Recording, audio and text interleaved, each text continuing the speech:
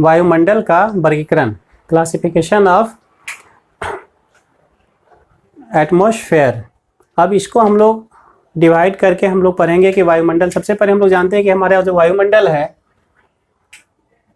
वो उस वायुमंडल में इसका कम्बिनेशन क्या क्या है।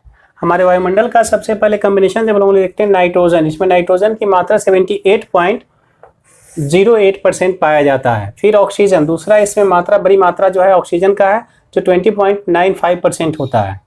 तीसरा बड़ी मात्रा हमारा ऑर्गन का होता है जो 0.93% पाया जाता है। फिर उसके नीचे हम लोग जाते हैं, जेनॉन भी इसमें है, जेनॉन की मात्रा बहुत कम है, ये पॉइंट मतलब पॉइंट के बाद 5 टाइम्स 0 के बाद 9% इसका वैल्यू आता है। नियोन भी पाया जाता है, नियोन का मात्रा जो है ये भी पॉइंट के बाद 00 के बाद 18% इसका मात्रा है। फिर एक और चीज़ हाइड्रोजन भी पाया जाता है, हाइड्रोजन भी 4 टाइम्स 0, पॉइंट के बाद 4 टाइम्स 0 के बाद 5% इसकी मात्रा पाई जाती है। हीलियम है, हीलियम की मात्रा थोड़ी सी है और वो भी पॉइंट के बाद 000 के बाद 5% हमारा होता है। क्रिप्टन, क्रिप्टन भी जो है वो भी पॉइंट के बाद 0.001% इसकी मात्रा है। CO2 और कार्बन डाइऑक्साइड की मात्रा जो फिर हम लोग देख रहे हैं, कार्बन डाइऑक्साइड की मात्रा पॉइंट के बाद 038% इसकी मात्रा है, जो धीरे धीरे दिन प्रतिदिन बढ़ते जा रही है। पहले इसकी मात्रा पॉइंट के बाद 033% था, जो बढ़ते हुए अब 38% हो चुका है। ये इतने सारे गैसों के मिलने से, इतने सारे गैसों का मिश्रण हम लोग देखते हैं मुख्य रूप से हमारे वायुमंडल का पाया जाता है। अब ये जो हम लोग गैसों को देखें, इसमें मात्र 5% की 5 किलोमीटर तक की ऊंचाई तक, जब हम लोग वायुमंडल में सतह से हम लोग चलना ऊपर की तरफ शुरू करते हैं तो 5 किलोमीटर की ऊंचाई तक जो है जितने भी हमारे गैस हैं उसका 90% भाग 5 किलोमीटर तक की ऊंचाई तक ही सीमित हो जाता है।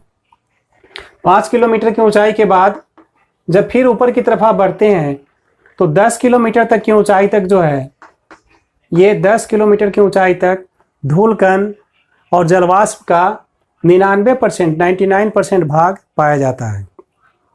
और जितने भी हमारे गैसेज, वायु के बाकी सब चीज़ जो हैं, ये सब 32 किलोमीटर की ऊंचाई के बाद, 32 किलोमीटर की ऊंचाई के बाद ये सॉरी यहाँ एक मिस्टेक हो गया, हम लोग उसको सुधारते हैं। 10 किलोमीटर की ऊंचाई तक 90% धूल और गैसों का मात्रा, धूल और जलवाष्प का मात्रा पाया जाता है। 32 किलोमीटर की ऊंचाई तक जाते जाते हमारा 99% गैसों का जो मात्रा है वो समाप्त हो जाता है। फिर इसके बाद धीरे धीरे जैसे जैसे ऊपर जाते हैं ये रेयरर होते चला जाता है, कम होते जाता है, और अंत में जो सबसे ऊपर जब हम लोग जाते हैं तो 10,000 किलोमीटर के ऊंचाई के बाद हमारे अंतरिक्ष की शुरुआत हो जाती है। यहाँ से अंतरिक्ष शुरू हो जाता है 10,000 किलोमीटर की ऊंचाई। जो पहले 1,000 किलोमीटर इसकी ऊंचाई मापी गई थी, लेकिन अब वर्तमान समय में अंतरिक्ष का जो ऊंचाई है, अंतरिक्ष का जो विस्तार है वो 10,000 किलोमीटर के बाद शुरू हो जाता है। मतलब वहाँ किसी भी प्रकार का गैस, हवा या किसी भी तरह का कोई भी चीज़ ऐसा नहीं पाया जाता है। कंप्लीट वीरान हो जाता है, एकदम रेयर, खत्म हो जाता है सब चीज़। उसी को हम लोग अंतरिक्ष कहते हैं। निर्वात उसको हम लोग कहते हैं हिंदी में, निर्वात शब्द से संबोधित किया जाता है, मतलब एकदम एम्प्टी हो जाना, खाली हो जाना, ये अंतरिक्ष हमारा होता है। मतलब उसमें अगर आप कूदते हैं तो कूदते चले जाएंगे, दौड़ रहे हैं तो दौड़ते चले जाएंगे, तैर सकते हैं, उड़ सकते हैं, सब चीज़ यहाँ पर अंतरिक्ष में पाया जाता है। अब आते हैं, हम लोगों को आता है कि ये जो क्लासिफिकेशन, जो वर्गीकरण हम लोग करेंगे, तो यह वर्गीकरण हम लोग कैसे करेंगे। नीचे से, सतह से हम लोग ऊपर की तरफ जब जाते हैं तो अलग अलग जगहों पर जैसे जैसे हाइट हमारी बढ़ती है, इसमें लेयर बाय लेयर परिवर्तन पाया जाता है। टेम्परेचर में परिवर्तन पाया जाता है, अन्य चीज़ों की मात्रा में कुछ परिवर्तन पाया जाता है। उसके आधार पर लेयर बाय लेयर इसका नामकरण किया गया है। जैसे सतह से जब हम लोग चलते हैं, सबसे नीचे वाला पोर्शन, यानी हम सब लोग सतह से शुरू करते हैं, और सतह से जैसे ही हम लोग ऊपर की तरफ बढ़ना शुरू करते हैं तो 2 पोर्शन होगा, एक विषुवत रेखा होगी हमारी और दूसरी ध्रुव की तरफ होगी। तो जब हम लोग ध्रुव की तरफ जाते हैं, यानी इधर अगर हम लोग ध्रुव लिखते हैं पोल, तो पोल की तरफ 8 किलोमीटर तक की ऊंचाई वाला भाग, और विषुवत रेखा, अगर इसको हम लोग इक्वेटर शब्द यहाँ लिख देते हैं, तो भूमध्य रेखा या विषुवत रेखा की तरफ 18 किलोमीटर तक की ऊंचाई वाला जो भाग है, ये भाग क्षोभमंडल कहलाता है। इंग्लिश में इसको ट्रोपोपॉज शब्द से संबोधित किया जाता है। क्षोभ मंडल की विशेषता क्या है, इसमें क्या ये जो मंडल डिवाइड किया गया है या जो क्लासिफिकेशन किया गया है, इस स्फीयर में क्या पाया जाता है। क्षोभ मंडल में जितने भी तरह के हम लोग बारिश देखते हैं, गर्मी देखते हैं, तरह तरह का जो हम लोग परिवर्तन देखते हैं, मौसमी परिवर्तन सब जो देखते हैं, ये सभी प्रकार के मौसमी परिवर्तन हमारे क्षोभ मंडल में ही होता है, ट्रोपोपॉज में ही होता है। और ये ट्रोपोपॉज जो है, इसी में हम लोग चूंकि सभी प्रकार के मौसमी परिवर्तन देखते हैं, इसी वजह से आंधी आ जाती है, कभी कहीं तूफान आ जाती है, चक्रवात आ जाती है, इस तरह की चीज़ें हम लोग देखते हैं। तो हवाई जहाज चलाने वाला जो है वो इस मंडल में, क्षोभ मंडल में हवाई जहाज चलाना यानी एरोप्लेन चलाना लोग पसंद नहीं करते हैं। अब एरोप्लेन चलाने वाले जो है इस क्षोभ मंडल से ऊपर की तरफ जाएंगे जहां इसका पोर्शन समाप्त होता है। अब यहाँ हम लोग देखेंगे कि क्षोभ मंडल में एक और हम लोगों के पास आता है कि टेम्परेचर में जो है सो कमी आती है। जैसे आप सुनते हैं कि एवरेस्ट पर जाने वाला जब एवरेस्ट की तरफ लोग जाता है तो देखता है कि वहाँ पर तापमान कम हो जाती है, तापमान कम हो जाती है जिस वजह से बर्फ जमा हुआ पाया जाता है। ऐसा क्यों होता है? इसका कारण है प्रत्येक 165 मीटर की ऊंचाई पर तापमान में 1 डिग्री सेल्सियस की कमी आ जाती है। ये क्षोभ मंडल में। क्षोभ मंडल की एक दूसरी विशेषता है कि प्रत्येक 1 किलोमीटर की 165 मीटर की ऊंचाई पर तापमान में 1 डिग्री सेल्सियस की कमी होती है। ये जो 1 डिग्री सेल्सियस की कमी होती है, इसी 1 डिग्री सेल्सियस की कमी को एक शब्द प्रयोग होता है इंग्लिश में, इसको कहते हैं नॉर्मल टेम्परेचर लैप्स रेट, सामान्य तापपतन दर, जो प्रत्येक 1 डिग्री की कमी 165 मीटर की ऊंचाई पर होता है। इसे नॉर्मल टेम्परेचर लैप्स रेट के नाम से जाना जाता है।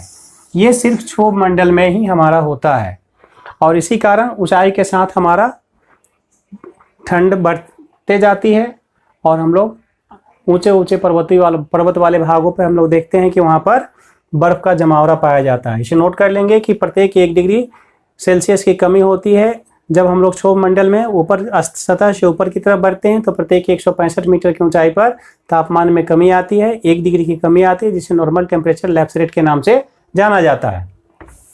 इसके बाद हम लोग चलते हैं दूसरे मंडल में, जो हम लोग समताप मंडल के नाम से जानते हैं। समताप मंडल में क्या होता है? अचानक तापमान में वृद्धि होती है, यानी जहाँ से क्षोभ मंडल समाप्त होता है वहाँ से समताप मंडल की शुरुआत हो जाती है, यानी अचानक टेम्परेचर की में वृद्धि होती है। लेकिन ये टेम्परेचर में वृद्धि होती है, लेकिन यहाँ पर मौसम मतलब एकदम जो माहौल होता है वो शांत होता है, मौसमी परिवर्तन किसी प्रकार का नहीं होता है। तो अब ये मौसमी परिवर्तन नहीं होता है तो यहाँ एक लेयर भी बनता है। ये जो लेयर बनता है हम लोगों का क्षोभ मंडल और ये समताप मंडल के बीच लगभग 2 किलोमीटर की एक चौड़ी लेयर यहाँ पर हम लोग देखते हैं। लेयर मतलब एक पोर्शन देखते हैं जहाँ मौसमी परिवर्तन लगभग मिलीजुली स्टेज में होती है, मतलब मौसम सामान्य होता है और यहाँ गर्मी भी कम होती है। इसी वजह से इसका एक नाम दिया गया है ट्रोपोपॉज, इसको संपत्ति से संबोधित किया जाता है ट्रोपोपॉज। इस ट्रोपोपॉज में चूंकि मौसम सामान्य होती है और न ज़्यादा गर्मी होती है, गर्मी वगैरह ज़्यादा नहीं होती है, तो यही वजह है कि यहाँ पर न ज़्यादा ठंडा होता है। इसी वजह से इस पोर्शन में जो है वायुयान चालक वायुयान अपना चलाना पसंद करता है। इसी एरी पोर्शन में आपको एरोप्लेन चलाने वाले एरोप्लेन के जो चालक होते हैं, पायलट्स होते हैं, वो पसंद करते हैं। लेकिन ऑप्शन जब क्वेश्चन में आपको अगर ट्रोपोपॉज ऑप्शन नहीं होता है तो आप समताप मंडल को सिलेक्ट करेंगे, क्योंकि ऑप्शन दोनों हो सकता है, दोनों नहीं हो सकता है, क्योंकि कोई एक ही इसमें आंसर आपका होता है। एक्चुअल आंसर ट्रोपोपॉज होता है, लेकिन इसको समताप मंडल में भी लेकर चला माना जाता है, क्योंकि यहाँ 8 किलोमीटर के बाद 10 किलोमीटर तक की ऊंचाई ध्रुवों के वाले पोर्शन में इसको ट्रोपोपॉज में काउंट किया जाता है, और इधर इक्वेटर पर 16 किलोमीटर से लेकर 18 किलोमीटर वाला पोर्शन जो है ट्रोपोपॉज में काउंट किया जाता है। तो ये पोर्शन हम लोगों को वायुयान चालक अपना वायुयान कहाँ चलाना पसंद करता है, तो या तो समताप मंडल ऑप्शन होगा या फिर ट्रोपोपॉज होगा। इसके बाद जब ऊपर की तरफ हम लोग जाते हैं समताप मंडल में, तो समताप मंडल में एक और खासियत है। पहले तो हम लोगों ने देखा कि इसमें किसी प्रकार का मौसमी परिवर्तन नहीं होता है, लेकिन तापमान में वृद्धि होती है। अब वृद्धि के का सबसे जो मुख्य कारण है वो क्या है कि ओजोन परत इसी में पाया जाता है। जब ऊपर की तरफ हम लोग जाते हैं तो 15 किलोमीटर की ऊंचाई पर इसमें 15 किलोमीटर की ऊंचाई से लेकर के और 35 किलोमीटर की ऊंचाई तक का जो पोर्शन होता है ये ओजोन परत का पोर्शन कहलाता है। ओजोन परत ओजोन गैसों का एक परत है। ये ओजोन गैसों का वह परत है जो सूर्य से आने वाली पराबैंगनी किरणों को यह ऑब्जर्व कर लेती है, अवशोषित कर लेती है। इसके अवशोषित कर लेने से जो है हमको लाभ क्या होता है कि जब पराबैंगनी किरणें जो होती हैं वो बहुत ही खतरनाक होती हैं, काफ़ी गर्म होती हैं, हानिकारक होती हैं, मानव जाति के लिए यहाँ सभी जीवों के लिए हानिकारक होती हैं। तो ये चूंकि उन किरणों को ऑब्जर्व कर लेती हैं तो हम लोग गर्मी के प्रभाव में, गर्मी से जो है सो कम प्रभावित होते हैं। लेकिन वर्तमान समय में आप चर्चा का विषय देखते हैं कि ओजोन परत में छिद्र हो गया है, ऐसा चर्चा किया जाता है। तो ओजोन परत में छिद्र होने की वजह से आजकल गर्मी टेम्परेचर जो है सो कभी बहुत ज़्यादा बढ़ जा रही है। गर्मी के दिनों में टेम्परेचर बहुत ज़्यादा पाया जाता है, ऐसा माना जाता है। अब ये ओजोन परत में छिद्र क्यों हुई है, तो इसमें हम लोग चर्चा करते हैं ओजोन परत कैसे प्रभावित होता है, कैसे जो है सो उसमें उस पर हानि किस वजह से हानियाँ होती हैं। ये ओजोन परत जो है इसको सबसे ज़्यादा जो प्रभावित करता है वो CFC क्लोरोफ्लोरोकार्बन। क्लोरोफ्लोरोकार्बन जो है ये गैस है और ये गैस जो है सबसे ज़्यादा ओजोन परत को प्रभावित करता है। दूसरा जो है नाइट्रोजन ऑक्साइड भी इसको हानि करता है। अब ये दोनों गैस कहाँ से प्रोड्यूस होते हैं हम लोग इसको चर्चा करते हैं। पहली बात CFC की बात हम लोग करते हैं, क्लोरोफ्लोरोकार्बन की। तो क्लोरोफ्लोरोकार्बन जो है ये रेफ्रिजरेटर या एयर कंडीशनर, सबसे ज़्यादा रेफ्रिजरेटर और एयर कंडीशनर से क्लोरोफ्लोरोकार्बन का उत्सर्जन होता है। और यही जो है क्लोरोफ्लोरोकार्बन हमारे ओजोन परत को सबसे ज़्यादा नुकसान पहुंचाती है। दूसरा हम लोग अभी तो एसी बसेस, सारे बसेज एसी चल रहे हैं, ट्रेन एसी चल रहा है, धीरे धीरे इन चीज़ों का वृद्धि होते जा रहा है। घर लोग एसी बना रहे हैं, ऑफिस एसी बना रहे हैं और हम लोग बचने के लिए प्रभाव अपना तैयार कर रहे हैं और वहाँ से CFC का उत्सर्जन खूब बड़ी मात्रा में किया जा रहा है। और वही चीज़ जो है हम लोग क्या करते हैं, मीटिंग हो रहा है, जलवायु परिवर्तन पर मीटिंग करते हैं और पता लगता है कि वहाँ सारा एयर कंडीशनर का पूरा भरा रहता है। अब बताइए, एक तो मीटिंग करेंगे जलवायु परिवर्तन रोका जाए और मीटिंग्स में पूरा एयर कंडीशनर भरा हुआ है। अब बताइए उस स्टेज में आप क्या करेंगे, ओजोन परत का आप नुकसान कर रहे हैं या फिर उसको बचा रहे हैं। तो यहाँ हम लोग देख रहे हैं कि हानि का ही काम किया जा रहा है। अब दूसरा नाइट्रोजन ऑक्साइड की बात हम लोगों ने कहा है, तो नाइट्रोजन ऑक्साइड भी ओजोन परत को काफ़ी नुकसान करता है। अब नाइट्रोजन ऑक्साइड का उत्पादन कहाँ से होता है, नाइट्रोजन ऑक्साइड जो है ये एरोप्लेन जो चलते हैं, तो जेट प्लेन, जितने जेट प्लेन्स वगैरह चलते हैं वो जेट प्लेनों से जो उत्सर्जित होने वाला गैस होता है वो नाइट्रोजन ऑक्साइड होता है। वह भी ओजोन परत को काफ़ी प्रभावित करता है। यहाँ से जब हम लोग ऊपर की तरफ जाते हैं तो अब हम लोग जाते हैं मेसोस्फीयर, यानी इसके बाद 50 किलोमीटर की ऊंचाई के बाद तापमान में अचानक कमी शुरू हो जाती है और उसके बाद 50 किलोमीटर की ऊंचाई के बाद तापमान में कमी होते हुए ये 80 किलोमीटर तक की ऊंचाई तक पहुंच जाती है। कितना, 80 किलोमीटर की ऊंचाई तक जो है तापमान में पुनः कमी शुरू होती है और 50 किलोमीटर के बाद घटते घटते तापमान इतना घट जाता है कि 80 किलोमीटर तक की ऊंचाई तक जाते जाते तापमान घट करके -100 डिग्री सेल्सियस हो जाता है। देखिए -100 डिग्री सेल्सियस तापमान होने से अब इसमें क्या हुआ कि यहाँ पर जो है जैसे ही जितनी भी चीज़ें हो जाएंगी, यहाँ पर जैसे कोई बाहर आप काफ़ी ठंड हो जाएगा माइनस के वजह से, इसका नाम चेंज कर दिया गया। जैसे ये तो है मध्यमंडल यानी 50 किलोमीटर से लेकर 80 किलोमीटर तक का पोर्शन हमारा मध्यमंडल कहलाता है और यह मंडल ठंडा प्रदेश हो जाता है। जैसे यहाँ हम लोगों ने देखा गर्मी बढ़ा, अब यहाँ पर हम लोग देख रहे हैं अचानक ठंड बढ़ गई, तो ठंड बढ़ते बढ़ते और -100 डिग्री हो गई। ये -100 डिग्री सेल्सियस तापमान का होना, यह क्रिया मेसोपॉज कहलाता है। मेसोपॉज जो है ये एक स्थिति है, एक अवस्था है जब तापमान मध्यमंडल में घटते हुए और बहुत ज़्यादा घट करके ये -100 डिग्री सेल्सियस 80 किलोमीटर की ऊंचाई पर, सबसे लास्ट ऊंचाई पर -100 डिग्री सेल्सियस हो जाता है। तो इसी स्थिति को कहा जाता है मेसोपॉज, इसका नाम दिया जाता है। ये मंडल हमारा 50 किलोमीटर से लेकर के और 80 किलोमीटर तक का भाग जो हुआ ये मंडल कहलाता है मेसोस्फीयर यानी मध्यमंडल। अब ऊपर की तरफ और हम लोग जाते हैं, जब इसके ऊपर हम लोग जाते हैं तो अब फिर आयनोमंडल की शुरुआत हो जाती है। आयनोस्फीयर, आयन मंडल की शुरुआत हो जाती है। आयन मंडल जो है यानी आयनोस्फीयर जो है ये 80 किलोमीटर से लेकर के और 690 किलोमीटर तक का क्षेत्र आयनोस्फीयर कहलाता है। ये डिफरेंट सोर्सेज हम लोग देखेंगे बुक्स में, अलग अलग हम लोग पाए, कहीं 640 देता है, कहीं कुछ और भी दे देता है, कहीं 350 भी दे देता है, अलग अलग पाया जाता है। तो लेकिन ज़्यादातर जो सोर्सेज हैं वहाँ 690 किलोमीटर ये पाया जाता है, ऑथेंटिसिटी इसकी ज़्यादा देखी जाती है। इसीलिए हमने 690 किलोमीटर्स को हम लोगों ने उपयुक्त मान करके इसको लिया है। अब देखिए 80 किलोमीटर से लेकर 690 किलोमीटर का जो पोर्शन होता है, ये विद्युत आवेशित कणों की यहाँ मात्रा पाई जाती है। विद्युत आवेशित कणों का यहाँ मात्रा होने की वजह से यहाँ तापमान बढ़ेगा, और यह तापमान इतना बढ़ता है कि यह तापमान 1700 डिग्री सेल्सियस तक पहुँच जाता है। आयन मंडल में तापमान में अचानक वृद्धि होती है, और यह वृद्धि बढ़ते हुए चूँकि यहाँ पर बड़े मात्रा में आयनिक स्टेज में विद्युत आवेशित कण पाए जाते हैं, आयनिक स्टेज में होने की वजह से इसको जो है सो यहाँ टेम्परेचर बढ़कर 1700 डिग्री सेल्सियस हो जाती है। और ये 1700 डिग्री सेल्सियस होने के बाद भी एक खासियत है, अगर आप यहाँ पर हाथ डालेंगे निकाल करके तो आपका हाथ नहीं जलेगा। इसका खासियत क्या है, क्यों ऐसा होता है? क्योंकि यहाँ पर जो है विरल गैस पाए जाते हैं, और विरल गैस जो है वो ऊर्जा को बहुत देर तक ऑब्जर्व करके नहीं रख पाते हैं। मात्र वो वृद्धि होती है तापमान में, लेकिन वो ऊर्जा को अवशोषित करके वो ऑब्जर्व करके नहीं रख पाते हैं। यही वजह है कि इसमें इस क्षेत्र में तापमान अधिक होने की वजह से बावजूद भी जो है आप हाथ बाहर निकालते हैं तो आपका हाथ नहीं जलता है। ये विरल गैसों की वजह से होता है। दूसरी बात, यहाँ जितने भी रेडियो एक्टिव रेज जो प्रोड्यूस होते हैं वो सब इसी क्षेत्र से प्रोड्यूस होते हैं।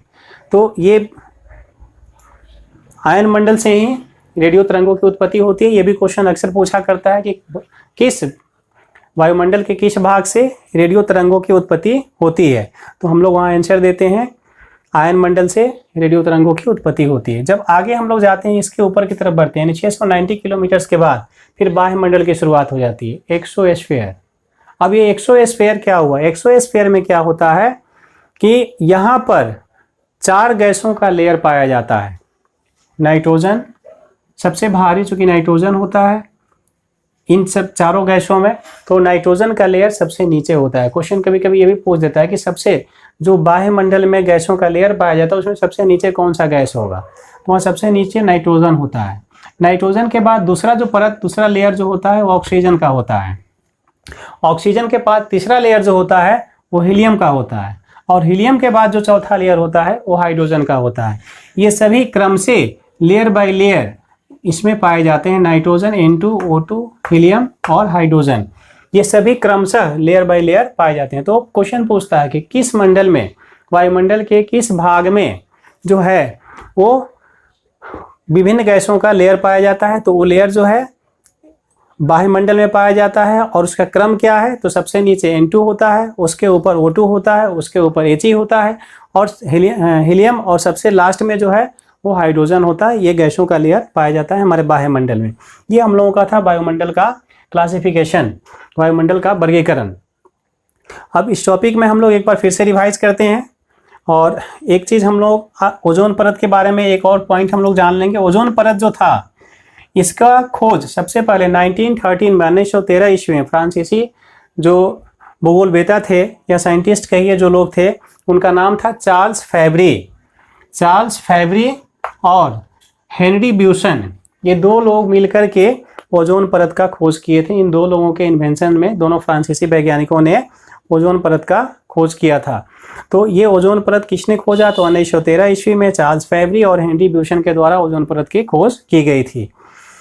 अब यहाँ हम लोग रिवाइज करते हैं, फिर से शुरू करते हैं। नीचे से एक बार देखते हैं कि हम लोग सबसे नीचे वाला मंडल क्षोभ मंडल, उससे ऊपर वाला मंडल समताप मंडल, उसके ऊपर वाला मंडल मेसोस्फीयर कहलाता है। सबसे नीचे वाले में को परिवर्तन मंडल भी कहा जाता है, क्योंकि जितने भी तरह के परिवर्तन होते हैं, मौसमी परिवर्तन, वो सबसे नीचे वाले में ही होते हैं। फिर समताप मंडल में किसी प्रकार का मौसमी परिवर्तन नहीं होता है, यहाँ मौसम एक समान होता है, इसलिए इसको समताप मंडल कहते हैं। उसके ऊपर लेकिन यहाँ पर टेम्परेचर वृद्धि होती है, और समताप मंडल के बाद टेम्परेचर में कमी आना शुरू होता है, और कमी आने के बाद जो है तो मेसोस्फीयर में टेम्परेचर में कमी आना शुरू होता है, और घटते घटते -100 डिग्री तक चला जाता है। इसके बाद फिर जो कण पाए जाते हैं वो विद्युत आवेशित कणों की मात्रा बढ़ जाती है, इसलिए उसको आयन मंडल कहते हैं या आयनोस्फीयर कहते हैं। इसके बाद का जो पोर्शन होता है बाह्य मंडल होता है। बाह्य मंडल में विभिन्न गैसों का लेयर पाया जाता है, जिसका क्रम हम लोगों ने चर्चा किया, N2 O2 He, हीलियम और हाइड्रोजन पाया जाता है। रेडियो एक्टिव तरंग हमारे आयन मंडल से ही उत्सर्जित होते हैं, निकलते हैं। ये हम लोगों को इसका वायुमंडल का वर्गीकरण था। हम लोगों का आज का क्लास यही हम लोग समाप्त करने जा रहे हैं। तब तक के लिए आप लोगों के उज्जवल भविष्य और सुखद जीवन की शुभकामनाओं के साथ मिलते हैं हम लोग अगले वीडियोज में, अगले क्लास में। तब तक के लिए धन्यवाद।